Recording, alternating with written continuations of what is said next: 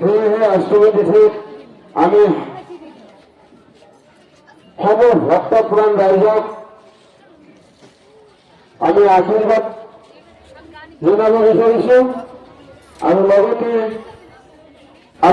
আজি হ'ল মহা অষ্টমী। অষ্টমী বুলি দিনৰ ভাগতে আহিছোঁ আমাৰ ওচৰতে পতা মন্দিৰ ভাগলৈ আৰু বিষ্ণু মন্দিৰতে প্ৰত্যেক বছৰে দুৰ্গা পূজা পালন কৰে। আজি শাহুমাকো লগত লৈ আহিছোঁ। কালি মই অকলে দিনত আহি ধূপ চাকি জ্বলাই থৈ গৈছিলোঁ, আজিও ধূপ চাকি জ্বলালোঁ আৰু এইফালে প্ৰসাদ খাবলৈ লৈছোঁ। শাহুমাক ক'তো ফুৰাবলৈ নিয়াই হোৱা নাই পূজা বুলি, মনটো একেবাৰে বেয়া ভাল নহয়, সেইবাবে ভাবিছোঁ ৰাতিলৈ ওচৰতে লখৰাৰ ফালে অলপ ফুৰাবলৈ লৈ যাওঁ বুলি। আৰু ইয়াতে পূজা অৰ্চনা ধুনীয়াকৈ চলি আছে, অলপমান ভিতৰৰ পৰিৱেশটো আপোনালোকক দেখুৱাই দিছোঁ দেই।